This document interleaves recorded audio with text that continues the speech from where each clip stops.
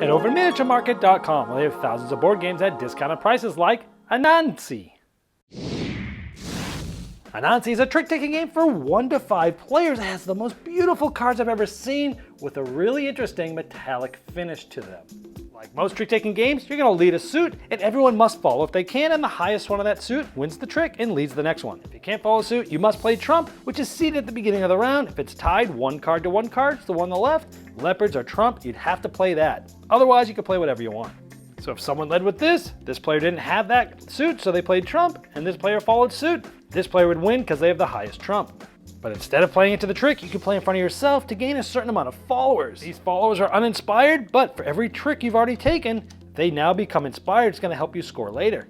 And that card goes into the trump column, allowing you to change trump throughout the round. At the end of the round, if you've inspired all your followers, each of those will be worth 1 point. But if you have an exact match of followers to tricks taken, you'll get bonus points depending on the first, second, or third round. But if you didn't get enough tricks and you have some leftover uninspired followers, you get 0 points for that round. After the third round, whoever has the most points is the winner.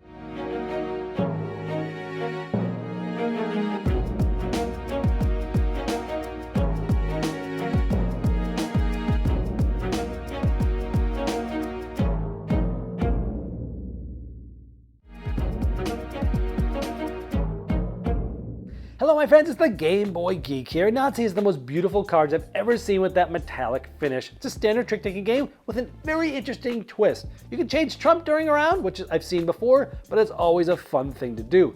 Gaining followers is the biggest twist on here, which is essentially like on the fly trying to bid how many tricks you're going to take, and you're trying to match those amount of followers to your tricks taken, which really raises the tension. It really gives this game, makes you think about it very differently from anything else. You're also trying to play followers to stop other players from getting them because only 1 player can do it per round with 3 or 4 players. The game is incredibly thoughtful and tense. I loved the game. One huge glaring fault, the bonus card scoring going from 2 to 4 to 7 in the 3 different rounds with having it not be any more difficult to do that really ruins the game, unfortunately. But I love the core game enough that it's still got a Saxophone Serenade because I'm going to redevelop the scoring for this because this game is amazing. I just don't like the unbalanced bonus card scoring. So take that with a grain of salt. Try this one out because it is fantastic. Anansi.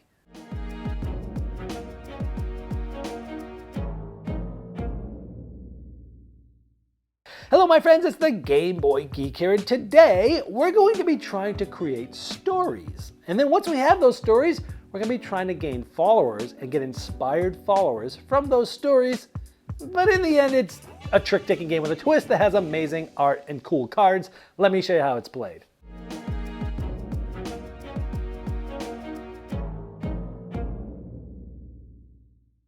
Anansi is a trick-taking game with a twist that has some of the most beautiful cards I've ever seen. Let me get this in the light and show you how it glimmers. This actually has sort of like a metallic-looking finish on it. These cards are probably one of the most beautiful I've ever seen. The game is played over 3 rounds. Each round, players are going to get 10 cards, so there's going to be 10 tricks played per round. There's only 3 suits: leopards, snakes, and hornets, and they go from 1 to 14.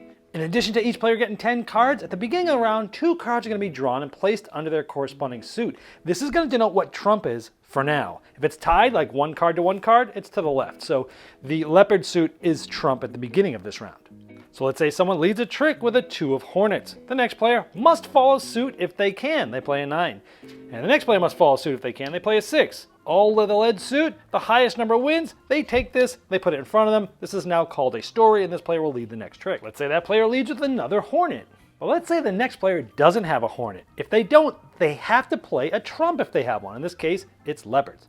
So let's say they play a low leopard, and the last player can follow suit. If trump was played by anybody, the highest trump wins, so this player would win the trick and they would lead the next one. Now, if you can't follow suit, you gotta play trump. If you can't play trump, you can then play any suit. Here's where the twists really come in. Let's say somebody plays a 10 leopard. Now, instead of playing to the trick, you could play a card in front of you. And so since this card in front of you isn't part of the trick, this is known as gaining followers. Now you're gonna gain, here we see 2 followers, that little icon. If I had thrown a 7, I would get 1. So I'm gonna get 2 followers. And the followers look just like this. These are uninspired followers. I'll just put them in front of me. After that trick's resolved, the card I used to get those followers will go to the trump board here, and now snakes are trump. So trump can change a lot during a specific round of 10 tricks, and you're going to influence that by playing cards to gain followers. You might even play a card that has no followers, you don't even gain any, but you're playing it to try to change the trump. Very interesting. Now, at any time during your turn, if you've already taken a trick, which is now known as a story, you can take one of your followers and flip it over there now and inspire. Oh, look at this. You can't really tell. It doesn't come across on camera, but man, these cards are so beautiful the way they just shine in the light. Anyway, this is now an inspired follower, and this is very, very important because this has everything to do with scoring at the end of the round. Because let's say at the end of the round, I had taken 3 tricks, which are now stories, and I have 2 inspired followers. I don't have any other followers that are uninspired, but I have an extra trick here.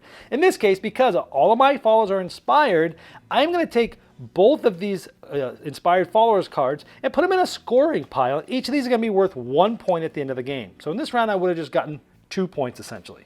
However, if I had another follower and I hadn't exactly the amount of inspired followers tied to each of my taken tricks, not only would I have gotten each of these followers in my score pile, 3 points, 1 for each, I also would take a bonus card, and in the first round, it's worth 2 points. In the second round, it's 4 points, and in the third round, it's 7 points.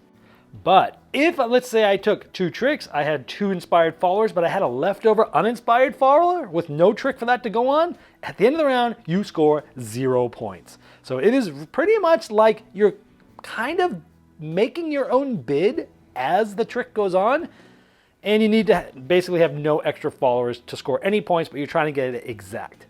That's pretty much it. At the end of the first round, you'd clear the trumps, you'd get new cards, and then again, second round, you'd get 4 points and 7 points for the bonuses if you exactly matched up your followers to your tricks. That's pretty much it. Whoever has the most points at the end of the game, remember it's the bonus points here, plus any of the inspired followers that you're able to collect are a point each, and whoever has the most at the end is the winner. Okay, this game has the most beautiful cards I've ever seen.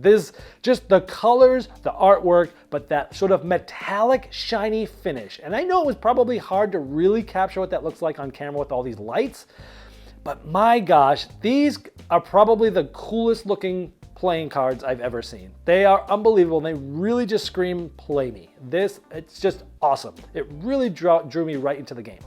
Now, I like my trick-taking games to be pretty standard with a little twist, and that's exactly what this game is.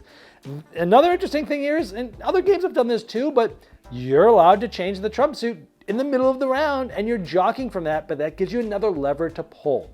Now, the biggest twist, of course, is gaining those followers, which essentially is kind of like on-the-fly bidding, where it's like, I am trying to figure out how many tricks I'm going to take, and I'm trying to get the followers, which when I do that, I'm not trying to take a trick that round. And this opens up all sorts of possibilities because the cards that have the higher numbers have 2 followers. The middle range numbers have 1 follower. The lower cards have 0 followers. So there's a lot of things you're trying to do there. Maybe you're trying to gain the most followers. Maybe you're trying to waste a card. Maybe you're trying to just playing a card so no one else is able to follow that round. Because what I didn't mention in the overview is that in a 3 or 4 player game, only 1 player can follow in a round, which is really important. So you're really fighting over that. In a 5 player game, 2 players can do it. So this whole getting the followers is such a cool idea because the 2-pronged approach is I'm trying to set myself up for a perfect amount of followers and perfect amount of tricks taken, stories, and I'm messing with or playing that card to mess with the trump and change it. It's just really, really cool. So that sort of thing, that it's almost like a teeter-totter. You're really trying to find that great balance to match those followers to the tricks taken. Easier said than done, and it brings a lot of tension to the game.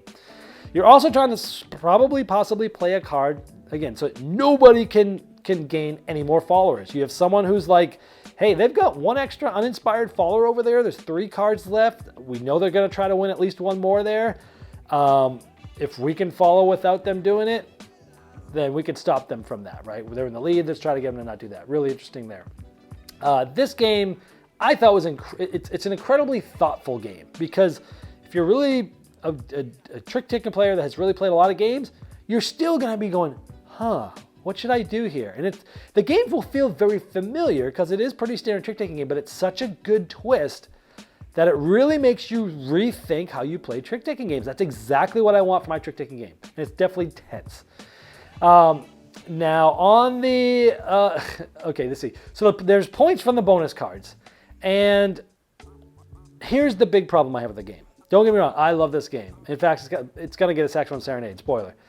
But this game had one glaring fault for me. And it's a huge fault. And normally it wouldn't even sort of pass my test because I have this big an issue with it, is the bonus points go from 2 to 4 to 7.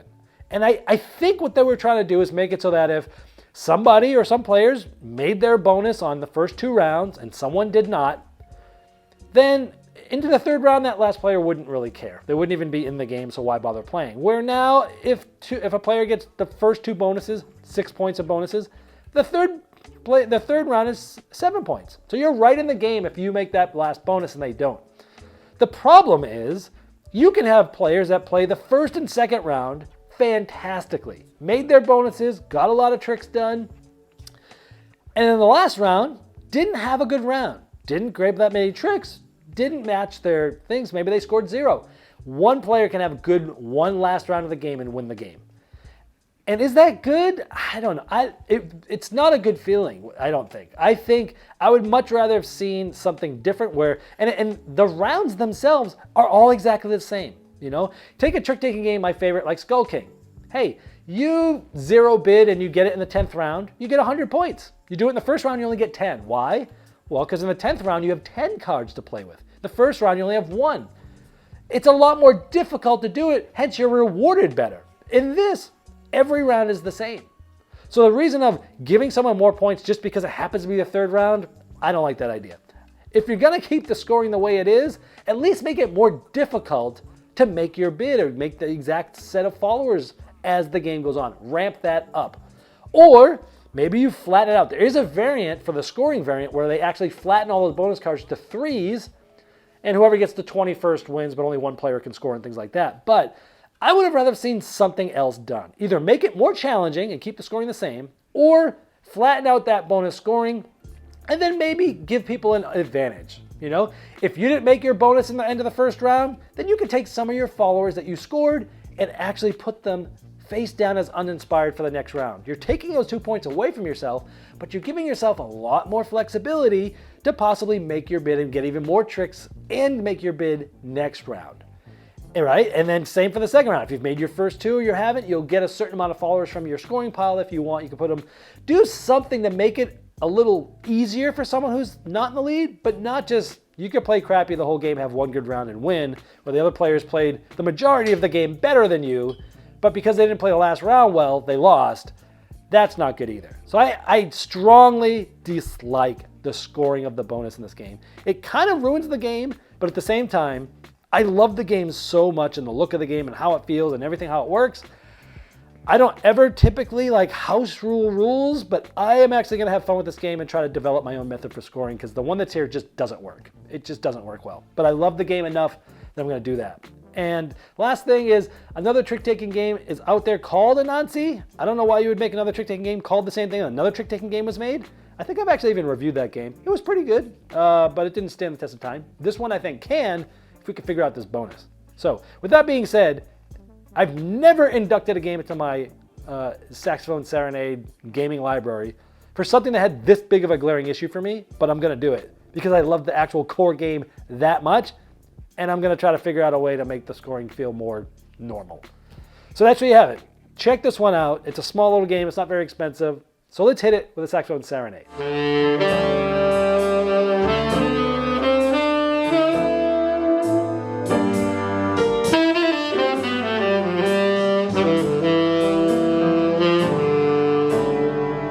Game Toppers not only transforms your existing table to a high-quality gaming solution, they now offer full leg kits and dining cover solutions for the full table application.